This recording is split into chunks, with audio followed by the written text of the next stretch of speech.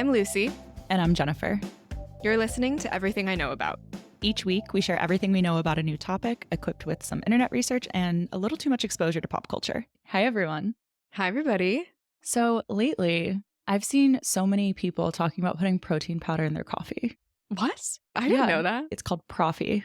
So many people are doing it. And I am intrigued because I'm somebody that doesn't eat breakfast. And so this could be a really great way to get some macros in. But then I have this gut feeling that anything that's so synthetic like that just isn't good for you.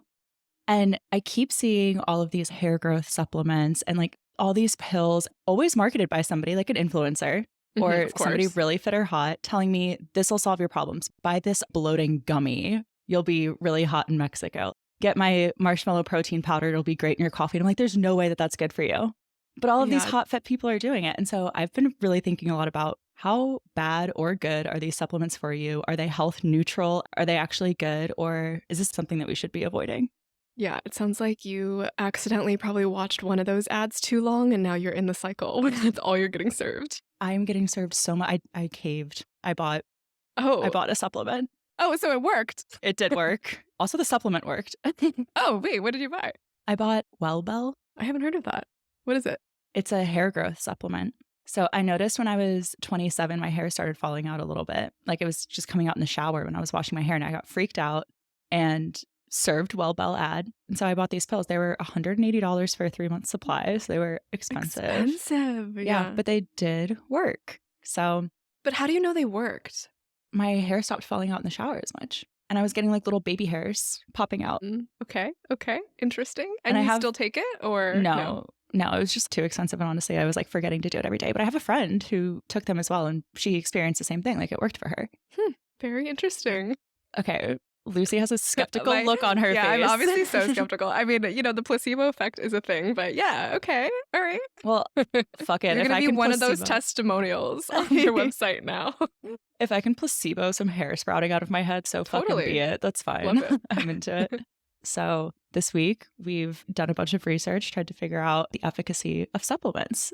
Yeah. So when I initially thought supplements, I thought what you're describing, which is the things that are marketed to us today, very much like a nice to have or an add-on to your life.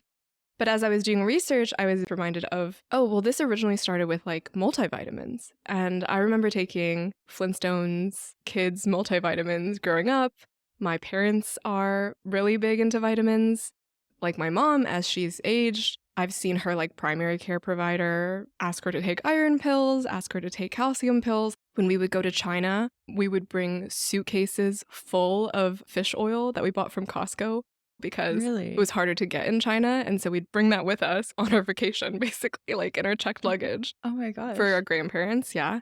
I think it'll be useful to first just kind of cover the basics. So vitamins are nutrients your body needs in small amounts to stay healthy. Supplements are pills, liquids, powders that contain vitamins, minerals, or a combination, which claim to help us fill gaps in our diet. And of course, a balanced diet is important. We've known that for a really long time. I think a lot of people have heard about how we realized vitamins were important was because of scurvy. Yes, the pirate disease. So the sailors in the 1500s, on these long voyages, not eating any citrus fruits, suddenly bleeding to death. So even then, people realized, okay, we need to eat a well-rounded diet. It wasn't until the 1920s, 1930s when we started to actually understand what was in these foods that really drove these health benefits. So we were able to isolate vitamin C. We discovered the relationship between vitamin A and eye health. We started adding vitamins to foods. Fortifying milk with vitamin D.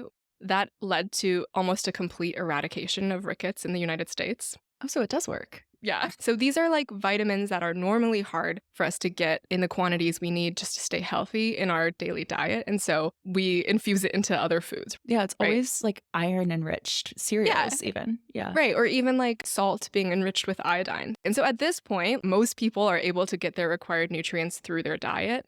The question now has become, well, what are the amounts of vitamins that I need not just to prevent deficiency, but to actually prevent chronic disease? What is going to keep me living the longest life possible? Yeah. In college, I took a nutrition class, and one of the things that I think about all the time that I learned there, you know, the nutritional label, how it'll tell you this contains like 42% of your daily vitamin C? Yeah. That daily value is the amount you need to not cause disease. So the vitamin C percent at 100% is what you need to not cause scurvy. So when you take a supplement, it's like 4,000% of your daily value. It's not because it's just being totally excessive. It's because that's the level that you need for optimized health. Okay, that's interesting because it's very much unknown and debated what is the level you need for optimized health. That is true. That is true. So, but the level that's on the labels themselves, like that 100% is what you need to not see disease. Got it. I'm glad that at least the labels are based on what everyone can agree on, which is the level to not be diseased. Your 100% is your bare minimum. Yeah. If you're in the supplements world, what they're selling you is your 100% vitamin C is not actually optimizing your life. Like if you took 4x, 40x that amount, you would never get sick. Yeah. We are now in this world where it's extremely hazy what these optimal levels are because scientists don't agree. And the FDA does not review or approve ingredients or claims for supplements. You can basically make any claim, and all you have to do is put a little asterisk to disclaim that the FDA does not approve supplements. And honestly, who listens to that anyway? Who is like, God, the FDA said they haven't evaluated it. I'm not taking it. No one. Yeah, not to say that the FDA is some like holy grail of truth. Clearly, we have foods that are approved by the FDA in the US that like European countries ban from their shelves. I was going to say the amount of Roundup that's probably in my body currently right now. FDA is not doing shit for me. Yeah, so it's become this wild space where marketing and brand reign. Companies make all sorts of claims and they rely really heavily on influencers who have followings because people trust them to kind of peddle this quote unquote science. Today, we'll cover first the supplements that a majority of Americans take, these more common vitamins like the ones my mom took growing up. And then we'll spend the majority of the episode talking about less generically popular, but like bigger buzz ones. And question, is there any research in any of this? Does it potentially work? Or even if it doesn't work, are there negative side effects? And we've got some really interesting ones. Everything from supplements for bigger muscles to a better libido. And we'll wrap it up with some supplements that claim to replace our vices, specifically with coffee alternatives and anti-hangover solutions. Yes, I'm so excited to get into this. Before we start, that point that you made about the FDA not regulating supplements, I think just needs to be really honed in before we even start this conversation, because all of the claims that we find are by the manufacturers, by the brands themselves. And then any research we find is a researcher or nonprofit. Like there's the Clean Label Project. That's a nonprofit that does independent third-party testing. So know that any claim that you're seeing on any supplement is like probably not real unless it's third-party tested. So that's my disclaimer before we begin. Often I find a lot of the research is sponsored by the companies themselves, the manufacturers. Yeah. When they do cite research, it's their own people doing the research or they funded research. Totally. I had to look at who funded some of the papers that I looked at. Nice. Yeah. Good investigative journalism. I'm trying. Okay, so what are the most popular vitamins/supplements that most Americans take? And this is heavily sourced from the podcast Science Versus. I will link the full episode in our show notes available on Patreon. The quick summary is that a survey of almost 12,000 Americans found that the top 3 most popular vitamins and supplements are 1, multivitamins, 2, calcium, 3, fish oils. I don't know that I consider those supplements, though. They're just vitamins.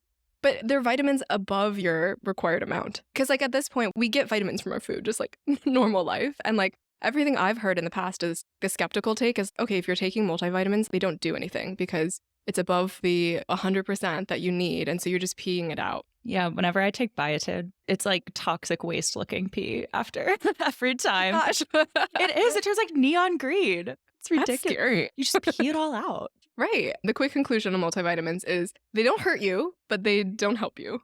A large study of 14,000 older men showed that when they gave half of them a multivitamin and half of them a placebo and then followed them around for more than a decade, there was no difference in rates of heart attack, heart disease, general health between the two groups. Really? But my doctor, I mean, I am iron deficient and vitamin D deficient. So I have been directed to supplement those. And it did work. Like my blood work came back different after I supplemented. Makes sense. And I mean, that is a case, obviously, where like if you've gotten blood tests and you know that you are deficient, it makes sense to like over supplement, right? But Yeah. I think for most Americans who have normal blood work or they weren't directed so by a doctor, the question is, are these things effective, right? Well, interestingly enough, so it was at my gyno that I found out that I'm vitamin D deficient because, of course, my women's health doctor is the only one that actually cares to take a blood test when I go in. So anyway, she said that 70% of New Yorkers, I was living in New York at the time, 70% of New Yorkers are vitamin D deficient. Everyone should just be supplementing vitamin D, especially because we're inside so much.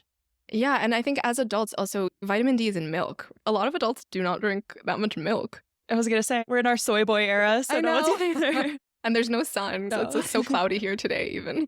Do you remember the Got Milk campaign? Oh, yeah. It is for your bones. It is for your bones. I literally have this anecdote of, obviously, I'm Asian. A lot of my family friends growing up were also Asian. And one of my family friends, who was like my younger brother's age, so he's like 5 years my junior, growing up, he really, really wanted to be tall. And his parents weren't short, but they were like average height, right? Like I think his dad was like 5'10", 5'11".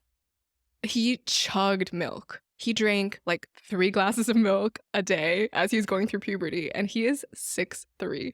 Shut up.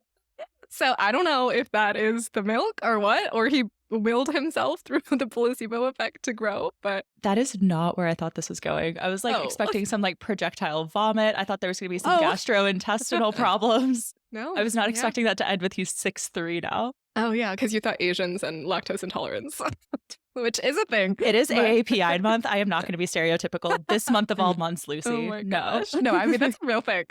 I mean, this is a great transition. For calcium, 1 in 10 people take calcium for bone health.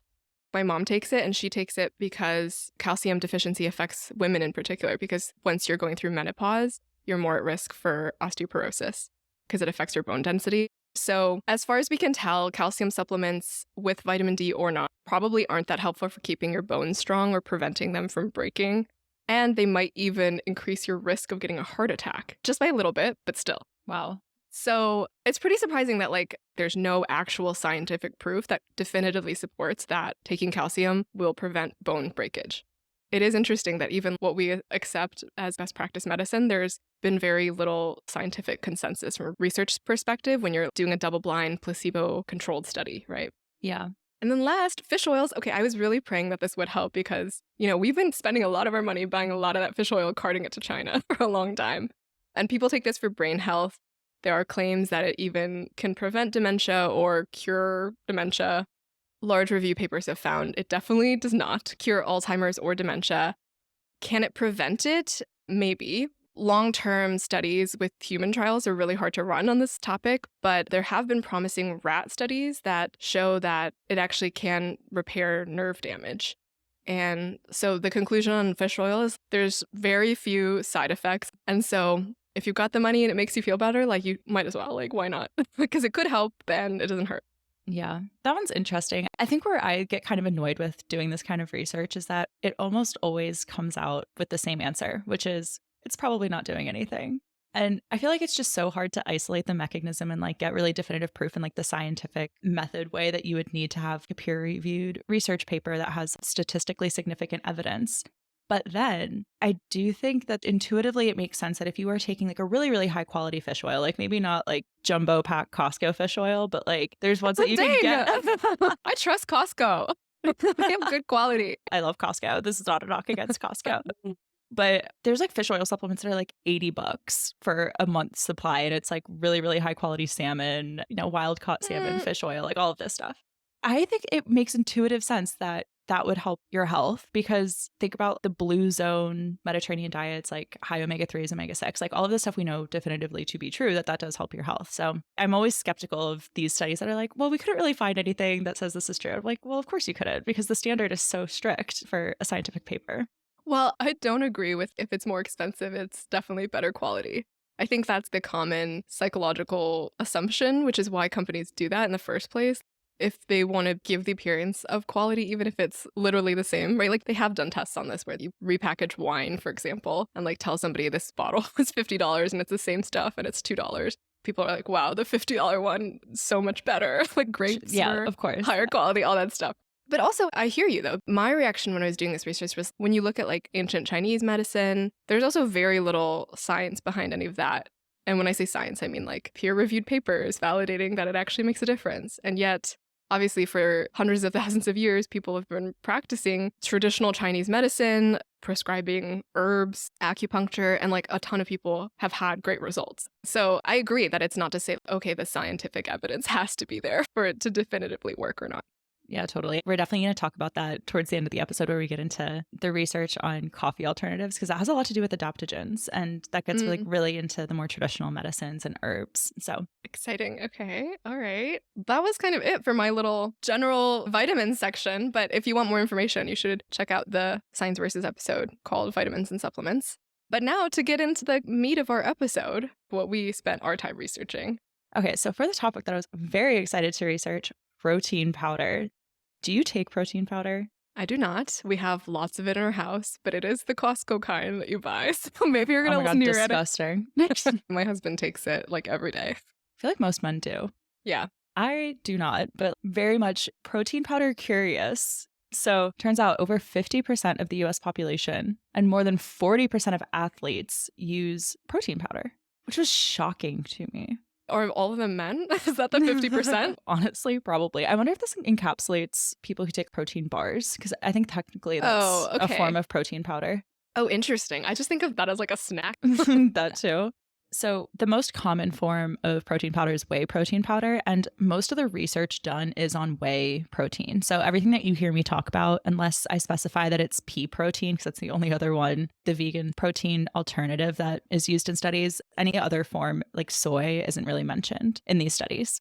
So what I think is really interesting about protein in general is we are told so often that you need a gram of protein per pound that you weigh. And this is what I hear from all of the fitness influencers. Well, Harvard actually says the recommended dietary allowance for protein is 46 grams a day for women and 56 for men, which is literally a third of what people are telling you that you should be eating, which I just found wild. Of course, if you're a man and you weigh 200 pounds, think about how much you have to eat to get 200 grams of protein in. Of course, you're going to be supplementing. So I looked at 4 different characteristics to determine if protein powders are actually effective, one of them being bioavailability. Second... Wait, what does that mean? Oh, I guess I should define them as I go, right? So you're like in this world and I know nothing about protein powder. Okay, so bioavailability is basically how easily it's absorbed and utilized by the body. Okay. For instance, with the vitamins that you're talking about, I had to be very specific about what iron pill I'm taking because some of them are less bioavailable than others. Like, you know, when you take turmeric and it's usually paired with black pepper because that makes it more bioavailable, like the synthesis. I didn't know that, but okay.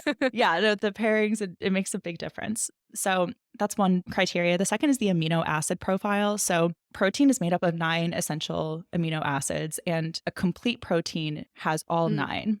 So an incomplete protein has only a portion of them, and the only complete proteins found in nature are animal proteins. There are a few plant proteins, like very, very few plant proteins that include all 9 amino acids, quinoa being one of them. So the combination of the amino acids and their concentration with each other is really important for bioavailability. The third criteria that I looked at was digestibility, and fourth, nutrient density or lack thereof. This sounds very thorough. I'm very excited to hear your conclusion. So let's start off with bioavailability. So again, looking at whey protein. Wait, what is whey protein? What is that made out of? It's made out of dairy. So basically they take milk and they isolate the protein from the fats and the sugars. Actually, this is great that you asked because there's 2 different kinds of whey protein. There's whey concentrate and whey isolate, and they're actually different. Most of the studies, they will tell you which one they're talking about, but whey concentrate is less concentrated than whey isolate. So it goes through a different process, and whey isolate is a little bit harder on your digestive system, but it is a higher concentration of protein. So when we're talking about bioavailability, it's on this scale, which I thought was to 100, but it's actually not. It's like a number. And to give you a scale of it, an egg white scores 100 on bioavailability. But you can go over 100. You can. Interesting. I know, that's why it's odd. I thought it was 100 being 100%, but it's actually not. Whey concentrate scores 104, and whey isolate scores 159. So this was based off of 20 whey proteins found in the EU, which actually I was really, really surprised by this because I thought for sure eating just like the natural form, an egg, would be more bioavailable, but it's actually not. Hmm. In this study of the 20 whey proteins, they found that 54% of the nutrients were still bioavailable in the stomach and 64% were still bioavailable in the intestine. And this is considered really high. So TLDR, your body does absorb and use protein through protein powders very, very well if you're using whey. So moving on to the amino acid profile. Like I said, you need all 9 amino acids and also in the correct proportions. So it gets really complicated. So this is why the vegan proteins are really hard to do well, because you might get all 9 amino acids through supplementation, but they're not going to be in the correct proportions to each other. So there's actually an amino acid score. It's a very long name, and even the acronym is long. It's like the PDCAAS score, which is, I know, insane, right? But it accounts for the body's amino acid needs and its ability to use that protein. So whey has a perfect score of 100. Pea protein actually is pretty good, though. It has a 92.8 score. Okay. So not too bad. And lastly, just really quickly, nutrient density just refers to like the other minerals and vitamins that you have alongside your protein. Obviously, you're getting much more out of eating a whole food than you would be a protein powder. Okay, obvious, yeah. So not that great. However, where things get really interesting to me is the digestibility concern and like the risk factor of protein. And digestibility concern comes from humongously high levels of artificial sweeteners that are usually found in protein powders. Ah, okay. This is what makes it taste like chocolate or vanilla or whatever. Yes, exactly. So there's kind of 2 camps. Usually the protein powders that like you and I would get are going to have a shit ton of artificial sweetener in it. But then there's like these bulking powders that like bodybuilders have, but they're really, really, really high in sugar. They could be upwards of 1,000 calories. My brother, for instance, he is like a thin boy, always had trouble gaining weight. And so he would take these bulking protein powders that had like 30, 40 grams of sugar per scoop, 800 calories per scoop. And so these ones, all the researchers are kind of in agreement of like, this is bad for your health. It causes an unnecessary spike in blood sugar and generally not good for you. The more interesting case of these artificial sweeteners, you often see the complaint that like, oh, this protein powder upsets my stomach or I feel bloated all the time. It's because artificial sweeteners bloat you and they're really, really terrible for your gut microbiome. So over an extended period of time, you're actually killing all of that gut microbiome in your intestines and your stomach. And this can cause issues metabolizing and ingesting vitamins later on. It can cause a whole slew of other health concerns, including like even depression and anxiety. So bad. Concerning. Very bad. Very concerning. Is there a form of protein powder you can buy without the artificial sweeteners? There is. I'm so glad you asked. So actually, that company that I referenced earlier, the Clean Label Project, I got some of my research from them and they independently test all these protein powders. And if you go onto cleanlabelproject.org, they will tell you the protein powders that they tested and approve of that don't really have all of these harmful chemicals. I mean, one of the things that you really have to look out for too is a lot of heavy metals, strangely. From the manufacturing process? I guess it's because it's not regulated, right? So like you're relying on the manufacturer. There's lots of gums, fillers, things to bulk up the protein powder itself. Often no one company has full control over their entire supply chain. So unless they're being really diligent about every single product put in, and if you look at these ingredients lists, they're huge, right? So at some point, it's like really common for there to be heavy metal contamination, even PFAS contamination, BPA. Wow. So some of these, when they're tested, are just like a complete no-no, like you absolutely should not ingest this. And when I was looking at some studies done by Harvard, there was a professor, she's a registered dietitian, Kathy McManus, who's the director of Department of Nutrition at Harvard. She says, I don't recommend using protein powders except in a few instances and only with supervision because of the increased health risks due to the heavy metals and BPAs. Oh, wow. So her recommendation is literally for everyone, like, no, do not take this. The risk outweighs the benefit. Yeah. Actually, I didn't even see a single dietitian that was like, yes, everyone should be taking protein powder. From doctors and dietitians, the advice has been, you don't need it unless you have an actual health concern. Like they recommend it for elderly people who are having trouble getting their protein intake up. They're like, yes, in that case, do it. But in most cases, even if you're an athlete, get it from your food first and only rely on protein powders in very rare instances. So nobody's saying take these every single day. They're telling you not to do this.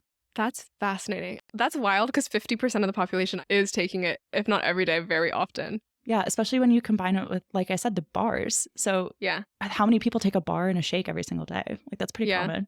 And I'm curious, why do they add so much artificial sweetener? Is that just because like the taste of the protein powder without it just tastes bad? Yeah, it's a palatability thing. So you definitely can get unsweetened, unflavored ones. Yeah. But even those what the health experts are saying is those are still at risk of contamination because it's just the manufacturing process for any of these. Yeah, I mean, I have seen protein powders that are literally just whey isolate.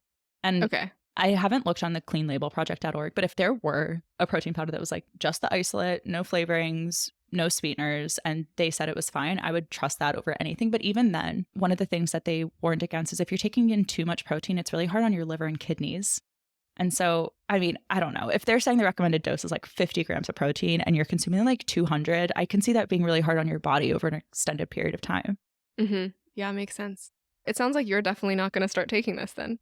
Probably not. I feel like my gut instinct was right on this. I'm like, there's no way this like Chips Ahoy flavored protein powder that everyone's putting in their coffee. And I'm like, fuck, that looks really good. But then I'm like, there's no way that's good for you. And it turns out I am right. It is not good for you. So I'm not taking it. No. Yeah, that's so disappointing because everything you were saying initially sounded really promising. It did. It's disappointing to know that, okay, if you want to actually up your protein intake for like a health reason, because it is lacking in your diet, there's not really a way to do it without also the negative side effects of consuming these other additives and potentially chemicals. Yeah, totally. I will say, however, my parents are vegan and have been for like 15 years. I used to be vegan for a few years. You still can get complete protein profiles in a plant-based diet. You just have to like combine foods correctly. And one thing I always think is so interesting, my fun little fact, rice and beans, that's a complete amino acid profile. All right. Which I think is so fascinating. Because it's not like, as hard as staple. I thought. Yeah. No, but it's such a staple in all these diets. And I've always think that's so cool. I'm like, oh, they knew somehow intuitively rice and beans go together. Yeah. So, Lucy, what supplements did you look at? The first thing I looked at was AG1. Have you heard of that? Oh, yeah. I take AG1. Oh, you take it. Okay. Yeah. All right. Well, then I'll be curious to get your take on what I found. Oh, God. So AG1, it stands for Athletic Greens. It has been all over my social media feed. They are venture-backed and they run a ton of ads. And they have some pretty prominent supporters like Andrew Huberman. His podcast Hube Daddy is sponsored by them and he has recommended it to his listeners several times. And so what it is this is from their website. It's a daily drinkable scoop of 75 vitamins, minerals, probiotics, and whole food sourced ingredients in one. It costs $99 a month, which is 30 servings. So you're supposed to drink it every day. And of course, as a supplement, none of their claims or research has been validated or evaluated by the FDA. They claim that you need to take this because it helps you with digestive regularity, focus, immune defense, lasting energy, and just overall health. They say to expect results after 30 to 90 days. So, I mean, that alone, 90 days, you're making a $300 commitment that this powder will work for you. Yep. I obviously went into this with a skeptic's mindset, but I referenced all of the information on their website. They have a page on their site dedicated to the science. This is all clearly written out on that website. They say that this is proven to be effective because, one, they ran a study that asked people the perceived efficacy of AG1 after 90 days. And 97% of those participants say they felt more energy and noticed less gas and bloating at 30 days. At 90 days, 94% of participants felt more calm, and 97% felt their digestion improved. So this is a survey they ran, but they literally only ran it with 35 people. What the 35 people. I was like, wait, I'm sorry. Like, you couldn't even make that 100? I have no words. That's unbelievable. For $100 a month that they're charging for this, they can't do a better study? Are you kidding? Yeah. It's a single arm study, right? So there's no group B. This is only people who took AG1. There's no comparison. Like, they're just like 35 people who took my product. How do you feel at the end of 30 days and the end of 90 days? Which obviously, if someone is like, I've been taking this powder every single day, like, I'm going to think it has an effect because I've like bought into taking it every day, or I've bought into even paying for it, right? And like, I would hope that my $300 got me something. Oh my God. So watch this anyway, be like data collected from a Typeform survey that you get. It's like, we'll send you $10 if you tell us. And they're like, yeah, it was great. Loved it. Yeah. Oh my God. Don't even get me started. Okay. Then on their like science page, they have these fancy looking graphics and stats. And one of them is like, when you take AG1, we see a 2.9 times increase in healthy gut bacteria with a little asterisk. So this is on their website. I'm like, how are people believing this? Because literally the asterisk says, this was done in a double-blind, okay, good, randomized, okay, placebo-controlled clinical trial, great, assessing 30 healthy adults over the course of 30 days. Oh, so they knocked it down for this one. I'm sorry, but like for statistical significance, most people agree that you need at least a sample size of 400. Is it 400? I always thought it was like 2,000 that you needed. I mean, okay, stats is complicated. It really depends on your population size and your assumptions and whatnot. But like typically, I was literally looking into this because I was like, damn, I really don't remember my college stats class. If you're looking at like a population of the size of the United States and you want to run a study with 95% confidence interval, which is fairly standard, and you like plug all the assumptions in, you need 400. Of course, the more the better, right? Yeah. But come on, 30 that's nothing. Yeah, no matter what your assumptions are, 30 is not hitting it. Oh my God. And then this is so hilarious. Okay, so then the last and final study that they have is they say they do this in vitro study. It means a simulation of the human gastrointestinal tract. And they looked and said, okay, this protein SCFAs, which provide energy to the cells of the digestive system and keep your gut lining healthy. In this in vitro study, they saw that AG1 improved the number of SCFAs. But that study was done with 3 stool donors. This is probably like the founders of the company pooped in a cup and were like, here, take my poop. Like, you can model this. No, literally. Do you know how expensive it is to do like fecal matter testing? It's actually really expensive. Just blew my mind that even on their website, the studies they're referencing, anybody who's looking twice would be like, wait, why are the data points based on 3 people? But you take it. So like all I'm saying, how does that make you feel? I mean, I just take it because like I live with my parents right now and they buy AG1. Okay. So it's just around. And I'm like, fuck it, why not? I wouldn't pay for it though, honestly. Yeah. I don't take it regularly though, so I don't notice anything good or bad. I'm just kind of like, oh, it tastes fine and I like feel good about drinking this green thing. Of course, there's the effect of people who take it, who do buy in, right? Like, I feel healthy. I'm going to skip that cookie because I just drank a green juice. And like, of course, skipping the cookie does have benefits to your health, right? Yeah, totally. So I looked at like what people were saying online. I was like, wow, people are saying really positive things. It has a 4.5 out of 5 stars on 1,850 reviews on Amazon. And any kind of YouTube video, just Google search, blogs, most reviews were like very, very positive until I went to Reddit. Oh, and I was like, oh, okay, here's the real tea, because obviously this stuff is not sponsored on Reddit. And people on Reddit are not fans. There's like a lot of posts about this because Huberman does promote it so much. And so even in his subreddits, there's people asking, has anyone tried this? Is it worth it? And basically the conclusion is no, it's just placebo and it's overpriced. And a couple of those commenters were linking this guy's video, James Smith. He's a YouTuber and all of his videos are non-sponsored. He did a video on AG1 and he was like reading the nutritional information on the back. And his point, which I thought was very valid, was, okay, so all of these companies that sell this kind of stuff, they have some sort of proprietary blend. They don't release the actual amounts of each ingredient. And AG1 has 75 ingredients.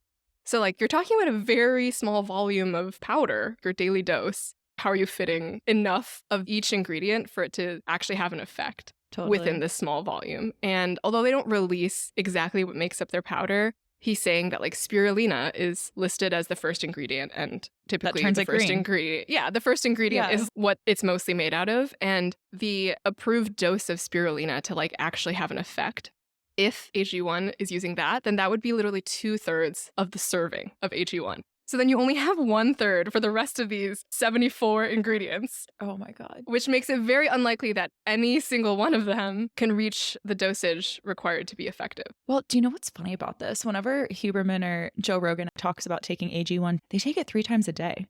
So I wonder if they have some like insider knowledge that they're like, yeah, this is basically just spirulina, but it's still good. Like, you just take it 3 times a day. That's actually what you need. Interesting. Yeah, because the volume thing makes so much sense. Yeah. But yeah, the proprietary blend thing is just total BS. That's something pretty well known by people in the supplement space. They're like, oh yeah, don't take anything with a proprietary blend because that's just their way of fucking with you. Yeah, totally. And that brings me to the next point, libido gummies. And after doing the AG1 research, I was like, okay, now I kind of know what to look for. I just hit their site and immediately it was a proprietary formula of fenugreek extract, which is funny because of what you just told me about your dad. Funny anecdote for our listeners. My dad takes quite literally like 50 pills a day. He's ridiculous. And I was like looking through his supplement stash because I was like, is there anything I should be taking in here? And one of the things he was taking was a lactation supplement. And I was like, what the fuck, dude? Like, what is this? And it's a fenugreek supplement. And all it said was like lactation supplement. And I Googled it. It was actually, it helps with blood sugar. So that's why he's taking it. But I was dying.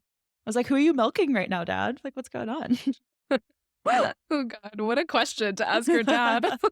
But yeah, anyway, no surprise, this libido gummy has no science behind it. As with most, like, the Kourtney Kardashian's brand, she's got a libido gummy. She's got, like, a ton of other gummies. There's definitely no science behind any of this. But they are so expensive. Like, even this gummy, $45 a month. Yeah. It's a lot. Like, just to get your nut off for $45, like, that's crazy. A lot. Yeah. When I was reading reviews on Reddit, a lot of people were like, this is fake. Like, this doesn't do anything. Has that same proprietary ingredient issue. But a lot of people were recommending ashwagandha and maca. Yeah. Have you heard of these? Yeah, I currently take ashwagandha. I actually take a lot. I didn't realize when we started this. Oh, yeah. I knew this. When Jennifer came to stay with me in New York, in the morning, she would make her coffee and then pour all these powders into a glass of water. And I was like, oh, okay. Your girl has depression and anxiety, and I don't believe in taking pharmaceuticals unless you really need to. So I manage my mental health stuff through supplementation and exercise. So it works for me. Yeah. So ashwagandha is one of the most important herbs in Ayurveda, which is a traditional form of alternative medicine based on Indian principles of natural healing. And people have used it for thousands of years to relieve stress, increase energy, and improve concentration. And it hasn't been studied in a scientific sense, but I feel like this is what we were talking about earlier, where it's like these traditional medicines, ancient medicines that have been around for thousands of years. And for me, when I was reading about ashwagandha, and maca is similar, maca is Peruvian ginseng, I was like, wow, okay, like when I read the stuff about AG1 and I'm like, oh, this has no science behind it. This is obviously a scam. I don't feel the same way, though, when I'm like, oh, there's no science behind ashwagandha or maca. But I'm like, oh, but I believe that it works because I trust the wisdom of human generations over all these years. Totally. And I'm not going to feel like taking a root is going to do something negative to me. I'm like, if it is a placebo effect, so be it. Nothing's going to be wrong with me taking this. If I get it from a good source, it's fine. Nothing but upside. Totally. And on that point of placebo, we've obviously been talking about it throughout the episode, but I happened to just read this book called Wellness by Nathan Hill, just for pleasure. Came out in 2023, and I do recommend it. But in the book, the female protagonist, she does research for a living, and she specifically researches the placebo effect at this organization called Wellness.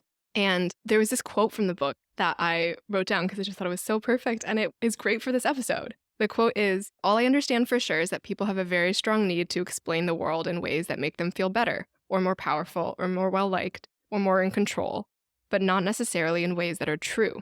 Alas, the truth is of very low importance, psychologically speaking." And I feel like sometimes in the past, I've definitely put my judgment hat on, and I've been like, oh, people who buy into this, or people who buy into juice cleanses, or just these health trends, I'm like, you're so naive. You just buy into the marketing and you don't do the research for yourself to realize that none of this is actually effective. And even as I was reading the book, I mean, they deal with a lot of these topics. And I think it helped me develop a lot more empathy for the fact that the world is an incredibly uncertain place. And some might argue that, okay, our primal brains evolved in these very fight or flight situations. I'm thinking early humans, and we're no longer in that because we have homes and we have government and we have rules and regulation. But the book made this point that was sure, but actually you're constantly being bombarded with information. You don't know what's real, what's not real with all of the fake news that's out there. And so actually you do experience these high levels of stress similar to our early ancestors. And your brain is thrown into these fight or flight moments, even if it's not the traditional running from a bear scenario that it might have been way back when. And people choosing to feel like they have more control over their destiny. People choosing to buy into a community, even if there's no science. If they're no, I want to become a juice cleanser and I really believe this is purifying my body. Or if I want to believe in my energy manifesting will do things to the world, is that really so harmful? And if they really believe it, it actually is likely to improve their lives because the placebo effect, science has shown that the placebo effect does impact almost every symptom known to mankind in at least a third of patients, sometimes up to 60%. And there's no side effects because it's a placebo and you can't overdose. And so in that situation, I was like, maybe I would be better being actually more credible rather than always having such a skeptical mindset, you know? Yeah, believe in magic, babe. It's real. Why not? There's literally no harm as long as you don't spend all your life savings buying juice. I love that you have this take. So I am way more woo-woo than Lucy. I haven't been too convincing, but I'll just be like, I'm manifesting tonight. Like the Jupiter is conjuncting Uranus now. Like you should manifest something tonight. And I think you're seeing my ways a little bit now. This is so exciting. Because I feel like placebo is part of this, honestly. Yeah. We just don't know the mechanism, but that's fine. True. Who cares? But it's fine if it works, like if the outcome is the same. Exactly. Speaking of natural supplements, though, I think this really gets into something that I looked at pretty deeply, which is like the coffee alternatives. And I find coffee alternatives so interesting because they're usually naturopathic adaptogens, like more natural stuff, whereas it feels like some of these other supplements are kind of artificial. I mean, yes, they even package themselves as artificial and it's all these bright colors and stuff, but like the coffee alternatives and the adaptogen and mushroom stuff, it's very like crunchy granola vibes. And they're all like, it's so natural. And I'm like, okay, I feel like this is healthier, but is it as effective? Because your perception is, oh, it's not like made in a lab. It's not optimized. This is going to be a gentle effect, if anything. Turns out it actually, I think this is placebo, though, I have to be honest. And there's not a ton of studies, to be frank, but doctors, professionals are like, yeah, this stuff is good for you. It does have an effect. I could not find a lot of stats and studies on it, but all of the, I guess, advice from professionals is, yes, ashwagandha is really good for managing stress. Adaptogenic mushrooms like lion's mane and reishi mushrooms, those also do have beneficial effects and have been used for thousands upon thousands of years. Even other adaptogens like ginseng is huge. That's big in Chinese. Yeah. I always see on TikTok shop this black tar looking stuff that's like very concentrated ginseng. And people are like, oh, this makes you live to be 100. Like everyone in Asia takes this. Well, I've been like tempted to get it. I mean, my mom has always been a big fan of ginseng. Love it. Even like holy basil, which I know is like really used in Thai cooking. Tastes so good. It's a huge one. Yes. Wait, so people are putting ginseng in their coffee? Yeah, these are like blends of all of these adaptogens. And I think they put a little bit of flavoring in it. My mom takes this in the morning. It's disgusting. I've tried it so many times. I cannot stand it. But so they say that they help balance physical, emotional, and hormonal stress because it interacts with your hypothalamic pituitary adrenal axis, also known as the HPA axis. And this initiates your body's stress response, keeps it in balance. So it kind of mellows everything like that out. So this stuff is really good for depression, anxiety, concentration, brain fog. And that's why I take a lot of that stuff. Because like I said, I don't like being on psychiatric medications. So I use a lot of these adaptogens and mushrooms and stuff to like regulate my own mental health. And I can tell you, I think it works. And so, because people drink coffee in the morning for the caffeine boost, like just to get that jolt of energy. So is the claim that these alternatives give you that same jolt and then you don't need coffee? Or this is more like a supplement to your morning routine already?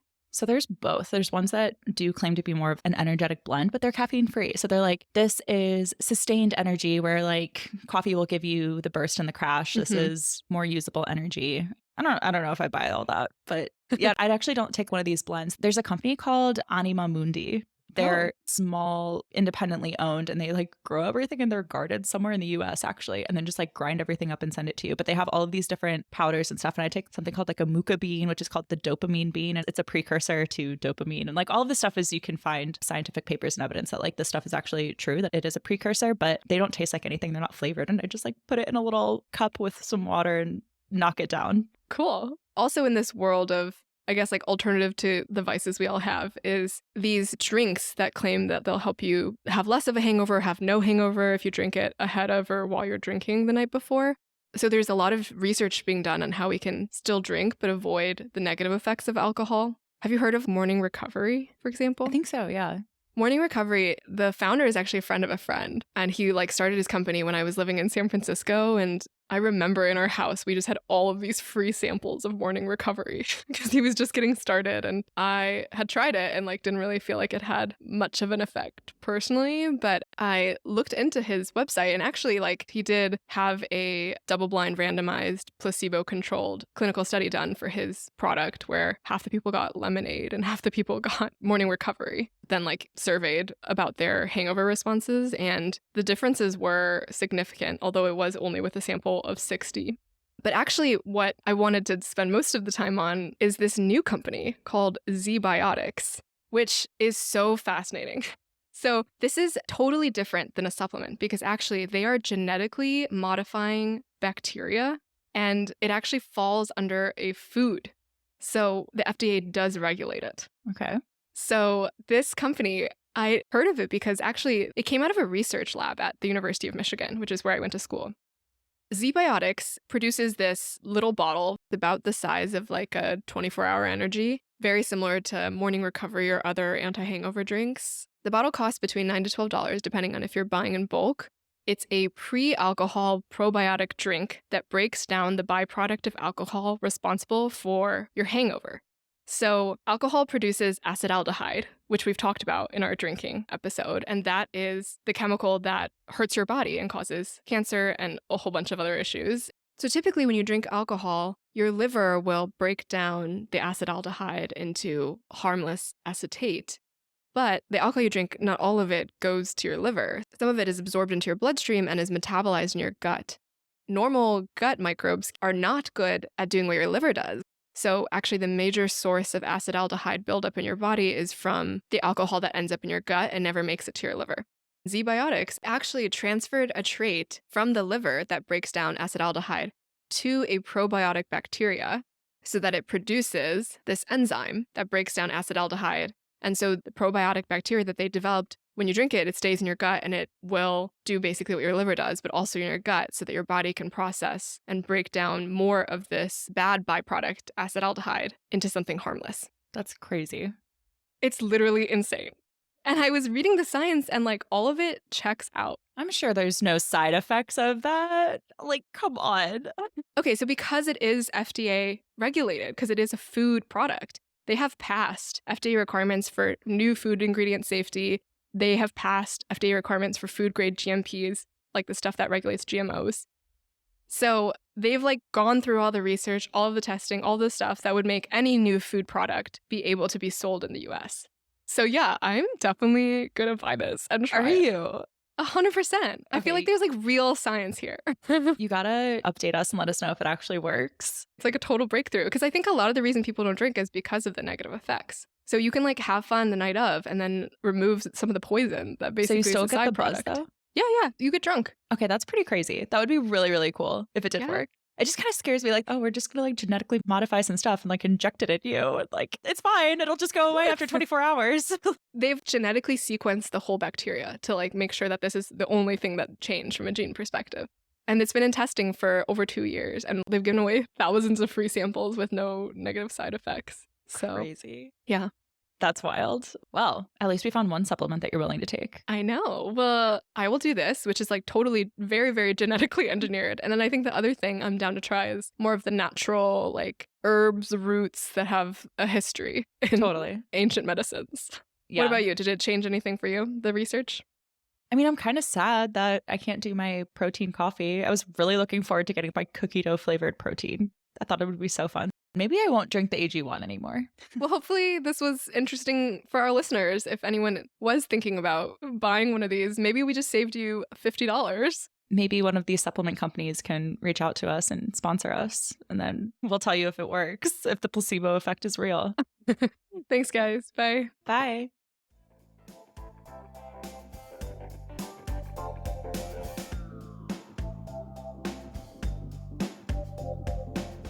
If you enjoy the pod, we would love for you to give us a follow and rate us on Apple Podcasts, which helps us get the word out and reach new listeners.